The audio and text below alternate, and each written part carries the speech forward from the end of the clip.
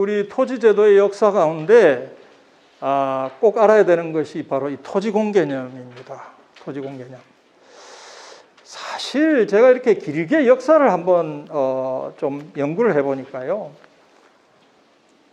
우리 사회가 이 소위 토지공개념에 대한 요구가 몇면이 내려왔어요. 그 고려 때부터 이 국전제가 있었으니까, 그리고 고려 말에 이 국전제가 훼손되고 농장이 확대되고 대토지 소유가 성립하고, 그래서 결국 이성계의 혁명이 일어났고 왕조가 바뀐 거 아니에요? 조선도 마찬가지고요. 그런데 그런 전통이 굉장히 오랫동안 내려오고 있고요. 지금까지도 살아 있습니다.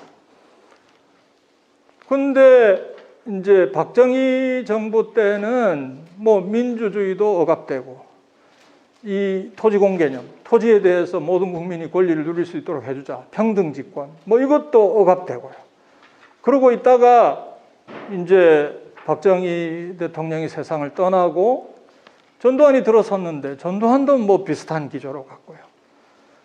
근데 그러다가 노태우 정부가 등장하면서 어느 정도 민주화가 되고요. 민주화가 되면서 국민들 속에서는 어떤 요구가 분출했느냐 하면, 토지공개념, 즉 이제 다른 분은 지공주의라고 하는데요. 땅은 그렇게 개인이 마음대로 사고 팔고 그 불로소득을 얻고 그렇게 두면 안 된다. 땅의 공공성을 유지해야 된다 하는 걸 지공주의라고 하는데, 이 지공주의에 대한 요구가 분출합니다. 여러분, 그걸 정말 그런 일이 있었어? 그런 말 안 썼는데?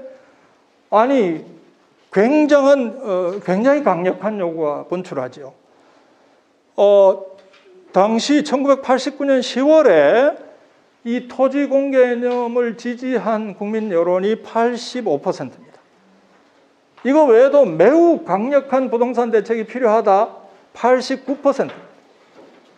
그러니까 노태우 정부 당시에는 민주주의와 함께 이 지공주의에 대한 요구가 국민들로부터 엄청난 힘으로 분출했습니다. 저는 이게 잊혀졌던 그 삼균주의의 전통이 국민들이 의식은 못했지만 되살아난 거 아닌가, 이렇게 보지요. 그렇게 해석을 하지요, 저는. 근데 물론 이 토지공개념을 시행을 하려고 하니까 당시 신흥지주청이 반발을 하지요. 온갖 방해를 하지요. 경제단체를 통해서 또 정당을 통해서. 신흥지주청이라고 하는 것은 농지를 가지고 있는 존재들이 아닙니다. 재벌, 대기업, 개인 부동산 소유자 등등 다양한 형태로 존재하는 그런 사람들입니다. 이 사람들이 토지공개념을 무력화시키기 위해서 얼마나 작전을 벌였는지 모르고요. 노태우 정부도 알았어요. 이 지공주의를 실현하려면 토지 보유세를 강화해야 된다는 사실을 알았습니다. 그래서 종합토지세라고 하는 것을 그 당시 도입을 하는데요. 토지공개념 3법이라는 게 있고 종합토지세가 있습니다. 그럼 토지공개념을 제대로 실현하려면 이 토지세를 제대로 해야 돼요. 근데 이 종합토지세를 무력화시키는데 화력을 집중합니다, 이들이. 토지공개념 3법이 만들어졌지만 그거가 영향을 미치는 범위는 제한적이었고요. 진짜 강력한 무기는 아주 약해지는 그런 결과가 나왔지요. 그 당시 문헌들을 한번 제가 다 찾아봤어요. 논문들이나 한번 이 논설들을 찾아봤더니 재밌는 게 있는 게요. 이 토지공개념을 지지했던 세력이 있는데요. 정통좌파는 안 해요. 정통좌파는 엉뚱한 거예요. 그런 계량주의적인 과제야, 이러고 관심이 없어요. 근데 예를 들면 경실련 같은 단체 또는 학자들 중에 이제 토지공개념에 관심을 가지고 논문도 쓰고 하는데, 굉장히 제가 보기에 인상적인 것은요, 토지공개념을 재벌 대기업의 문제로 보고 있었어요.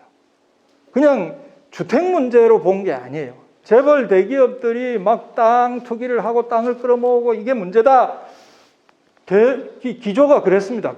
그분들의 요즘은 그런 게 잘 안 나와요. 전에 보니까 심상정 의원은 그게 포인트다 이렇게 강조를 하시던데 저는 정확하게 잡았다고 보고요. 근데 그런 사람이 별로 없어요. 부동산 문제는 그냥 집 문제다, 집값 문제다 이렇게만 생각하고 말아요. 근데 실제로 재벌 대기업이 어떻게 토지 투기를 하고 있고 우리 사회의 권력자들, 부자들, 세력가들이 어떻게 주택이 아닌 빌딩이나 토지에서 무슨 짓을 하고 있는지 지금 안 알려지고 있어요. 그런데 거기서 더 큰 일이 벌어지고 있을지 모릅니다. 근데 이 당시에는 그거를 인식하고 있더라고요. 이제 노태우 정권은 뭐 그 당시 사회가 이렇게 무너질지 모른다 하는 위기의식이 있었던 것 같고 이런 분출하는 지공주의에 대한 요구를 제한적으로나마 받아들입니다. 계속 방해를 하고 또 이러니까 이게 뭐 타협이 이루어지고 진짜 해야 될 거는 제대로 못하고 변칙적으로 하는. 그래서 이 토지공개념 3법이라는 게 이제 이름이 좋아서 나왔는데요. 이거는 사실은 준조세 위주로 간 예외주의적 입법이다. 정통 세법을 통해서 한 게 아니라 예외주의적인 입법. 적용 대상이 그렇게 많지 않아요. 그런 식으로 토지공개념이 우리 사회에서 등장했습니다. 그런데 이게 이제 결정적으로 후퇴하게 되는 것이 김대중 정부 때입니다. 저는 민주주의와 시장 경제의 병행 발전, 이 김대중 정부의 캐치프레이즈잖아요. 대단히 잘못된 거라고 봅니다. 김대중 대통령이 조소왕 선생도 알았을 터이고 그분의 삼균주의도 난 알았다고 봅니다. 근데 어째 저렇게 갔을까? 저렇게 그래서 민주주의는 상당히 뭐 발전시켰지만 그 두 개를 병행 발전한다고 하면서 그야말로 이때부터 우리 사회의 신자유주의가 퍼지기 시작했다. 이때부터 퍼져서 이제 뭐 거스를 수 없는 대세로까지 오랫동안 우리 사회를 지배하는 그런 흐름이 됐다고 보는데 저는 사실은 김대중 정부가 민주주의와 지공주의의 병행 발전 뭐 이런 대담한 캐치프레이즈를 내걸었어야 한다고 생각합니다. 그런데 이제 특히 더 유감스러운 것은 김대중 정부가 토지공개념 3법 가운데 두 개를 자발적으로 폐지해버렸어요. 그러니까 토지공개념을 폐지한 것이 김대중 정부입니다. 근데 이게 어떤 의미가 있느냐 하면요. 사실 별 문제가 아니거든요. 토지공개념 3법이 다 위헌 내지 헌법 불합치 판정을 받았어요. 그런데 헌법재판소에서 그 토지공개념이 잘못됐다라고 한 게 아닙니다. 토지공개념은 우리 헌법의 정신이다. 우리 헌법은 122조의 토지공개념 조항을 갖고 있다 해놓고 새 법에서 뭐 법기술상 과잉금지의 원칙을 위배했다 어쩌다 이런 그 법기술상의 문제를 지적했고 그럼 그 지적을 받았으면 고쳐서 유지를 하면 되는데 문제는 그것이 위헌 판정을 받았다라고 하는 것의 정치적인 효과였습니다. 그래서 이걸 추진하는 정치 세력은 결정적인 타격을 입게 되고요. 그 다음부터는 뭐 이 김대중 정부처럼 자발적으로 폐지해버리고 그 다음에는 토지공개념 입에 올리는 것만도 벌벌 겁을 내고 그죠? 그래서 다시 토지공개념이 우리 사회에서 하나의 중요한 의제로 등장한 것은 20년이 걸렸습니다. 그때 이후로 20년 만에 등장했고 문재인 대통령이 2018년 3월에 대통령 개헌안 속에 토지공개념을 명기하는 조항을 기록해 넣었습니다. 잘한 일이죠.